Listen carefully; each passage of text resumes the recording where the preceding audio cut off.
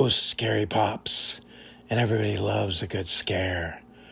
So let's get into it.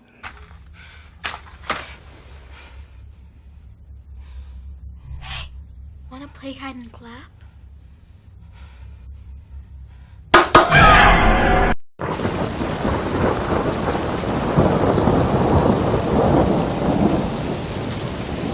Shadow people. Have you ever noticed something lurking in the corner of your eye, only to turn around and find nothing there? These elusive, ghost-like figures are known as shadow people. Shadow people are perceived entities that exist in the periphery of our vision, often appearing as dark silhouettes of human shapes. They're commonly reported by people worldwide, and the experiences are eerily similar. This phenomenon is a mystery that has puzzled scientists, psychologists, and paranormal enthusiasts alike. Are they figments of our imagination, or could they be something more? Some suggest they may be interdimensional beings or even spirits from the afterlife. Many people who encounter shadow people report feelings of fear or dread, but there are also accounts of neutral or even positive experiences.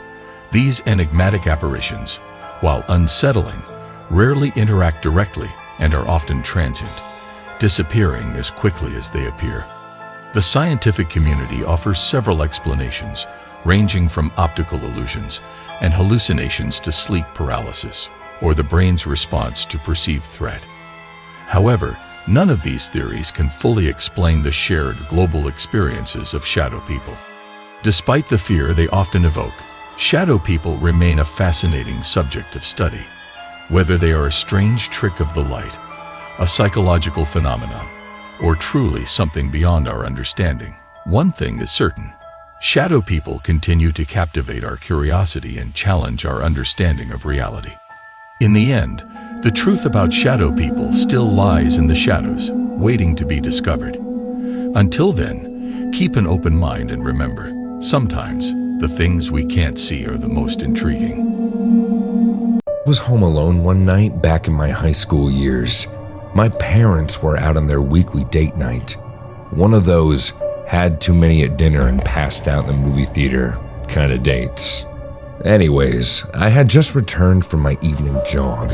I had worked up quite a sweat in my run, so I had decided to take a cold shower and clean up a bit. My house doesn't have air conditioning, and I was quite stuffed up, so I decided to open a few windows to circulate the airflow within the house. I can remember opening a window in the kitchen, 2 windows across from each other in the living room, and 1 window in the basement. I knew I was going to be spending my evening down there watching movies since it was much cooler. I had my shower, got dressed, and went downstairs to make myself some dinner. I took my dinner down to the basement to eat. I don't recall falling asleep, but I must have passed out not too long after eating my food and lying down. When I woke up, it was dark outside. The only light being cast into the basement was from the dimly lit TV screen. I got up and walked over to the light switch that was located at the bottom of the stairs. I closed the window, then went back to turn off the TV, grabbed my dishes, and head upstairs. When I got upstairs, all the lights were off, indicating that my parents were still not home from their date. I cleaned the dishes, put them in the dishwasher, and closed the window above the sink. Just before I went to go up into my room for the night, I remember that the windows in the living room were still open. I walked over to close the one window by the TV, then over to the next, which was located by the front porch. I noticed that my mom's vase with fake flowers was knocked off the table in front of the window, and the flowers were sprawled across the floor. I didn't think much of it at the time. Maybe there was a strong breeze and the curtains had tipped over. I closed the window and started picking up the flowers. As I was cleaning, I heard a faint squeaky sound. What I could only imagine was a door handle being twisted. I listened as hard as possible. Following the squeak of the handle was a creak in the hallway floor upstairs. A pain shot from my stomach to my chest, and I froze. After what seemed like an eternity of being bent over with one hand holding the vase and the other clutching the flowers, I slowly stood up. I looked out the front window to check the driveway for my parents' car, hoping it was one of them upstairs. The driveway was empty, and my heart sank. I quickly but quietly put the vase and flowers down on the table and silently began walking over to the bottom of the stairs to look up. As I got closer to the stairs, I heard 2 more creaks on the floor, which caused me to stop dead in my tracks. I waited, listening. Nothing. I was now only a few steps from the stairs. I took those last few steps and put one hand on the railing. I peeked around the corner and only saw darkness. I didn't know what to do. Do I flick on the lights and let the potential intruder in my house know that I'm coming upstairs? Do I leave and go to a friend's house? Do I call my parents? Do I grow a pair and just go upstairs?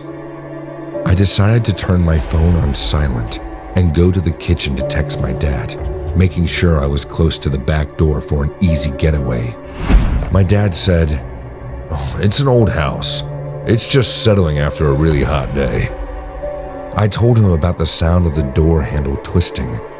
He just assumed that there was an open window upstairs and the wind was knocking a door against the frame. Was that it? Could it be that just the windows were left open? I felt a huge chunk of my anxiety start to fade after talking with my dad. So I decided to grab a glass of water and head up to the bed. I flicked on the lights for the stairs and started making my way up, but slowly started making a tiny knot in my stomach from before.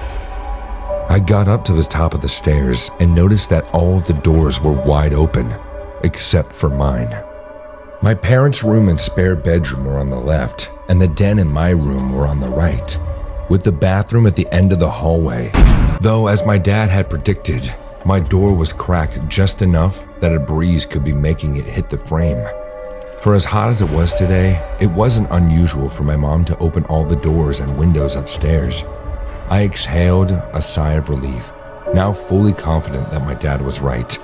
I turned on the lights in my room, did a quick look around, and walked over to my nightstand to put my water beside my laptop, then went off to the bathroom to get ready for bed.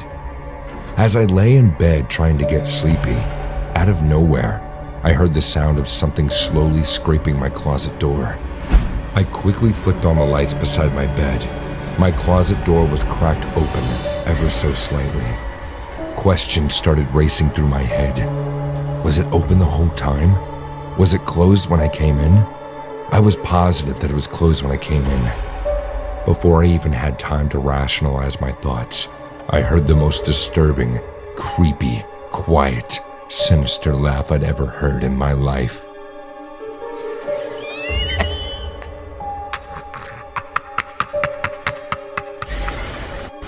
No horror movie could ever replicate the sound I just heard. As soon as I slid my laptop off my legs, the closet door burst open, and someone was standing in the closet. My clothes were partially covering their body and face. I looked closer, and there was the slickest and palest, dirtiest woman I had ever seen. For the split second that I saw her in horror, the image was burned into my brain forever. She had no shoes on her disgusting, dirt-stained feet. Her skin was sickening white with cuts and dried blood from her face, down her arms, all the way down to her legs. She was wearing what I assume used to be a white nightgown, and was now a discolored mess of dirt, blood, and who knows what else. Her gray, blue-veined, sunken face closely resembled a decaying skeleton. The rest of her face was hidden by my clothes. She asked in a quiet, grumbling, raspy voice, "Have you seen my baby?" That was enough for me to grab my phone and run. As soon as I was halfway out of my bedroom, I heard her shriek, "Give me my baby back!" and clothes hangers thrashing around behind me. I ran as fast as I could to the upstairs bathroom and locked the door. It was only a second later that I heard a huge crash against the door, along with the woman screaming in a devilish toning demand that I return her baby. I called 911, and the operator assured me that the police would be there as fast as they could. I jammed my feet against the door and held my back against the sink, trying my hardest to make sure the door stayed closed. The woman would not let up though. Her shrieks turned into low, demon-like grunts, and her banging on the door turned into heavy bodily blows. After what seemed like an eternity, I heard a heavenly sound. I heard the police call out that they were entering the residence.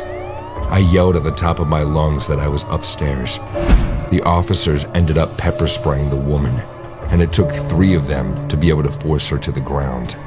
She was yelling in a possessed way the entire time. I did not come out of the bathroom until the cops assured me that she was out of the house. The cops told me that she was likely on drugs or an escaped mental patient from the next county over. I tried telling them that she sounded like she was possessed or something, but they chalked it up to the woman just needing her medication. My parents arrived home shortly after I gave my statements to the police. We moved out of that house a month later. That was one night I was home alone, sadly, that I will never forget. My grandmother was very sick and dying. For a few weeks leading up to her death, she would stare off into space and talk to dead relatives. She'd say things like, "I'll see you soon, Alice," or "I'm coming soon, Mabel." She would always name deceased relatives. Then one day she started talking to her brother, Henry. We thought it was weird because Henry was still alive. But then we got a call the next day that said Henry had died the previous day. One night my friend and I stayed home alone at her house while her parents were away. The house had a long driveway off the road and was surrounded by woods, and it was snowing that night. And in the morning when we were getting ready to leave, we found footprints that went all the way down the driveway and stopped by the back of the house. But there was none leading away. We left immediately and we called our parents and we said we refused to go back until they were home. Nothing was messed with, no windows appeared broken, and nothing was stolen.